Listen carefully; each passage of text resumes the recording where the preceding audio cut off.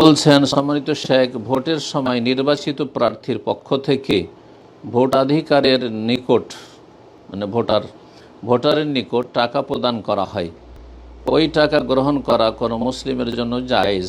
এই টাকা হচ্ছে ঘুষ। ভোট দেবেন আপনার নাগরিক হিসেবে, আপনার এটি অধিকার। আর যারা প্রার্থী হয়ে দাঁড়িয়েছে তারা ভোট নেবে, সেটা তাদের সিস্টেমে, গণতান্ত্রিক তাদের পদ্ধতি, যদি ইসলামে এসব সমর্থন করে না। জি, মানুষ সৎ ও অসৎ, ভালো মন্দ, শিক্ষিত অশিক্ষিত সবাই সমান, এটা হচ্ছে আব্রাহাম লিঙ্কনের মতবাদ, ভ্রান্ত মতবাদ। এই দিয়ে কখনো মানব জাতির কল্যাণ হতে পারে না, আর হয় না।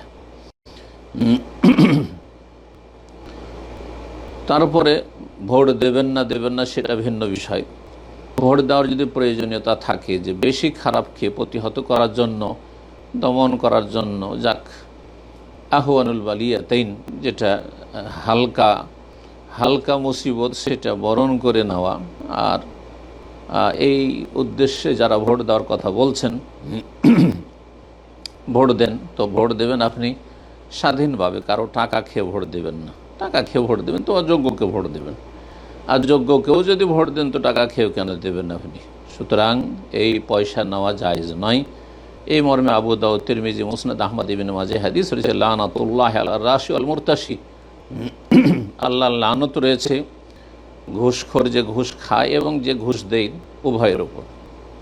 অন্য রিওয়ায়াতে রয়েছে তিরমিজিতে, লানা রাসূলুল্লাহ আর রাশি ওয়াল মুরতাশি, যে ঘুষ নেই আর ঘুষ দেয় উভয়ের ওপর রাসূলুল্লাহ সাল্লাল্লাহু আলাইহি ওয়াসাল্লাম অভিসম্পাত করেছেন। আল্লাহর লানত মানে আল্লাহর রহমত থেকে বঞ্চিত করার ঘোষণা রেখেছেন।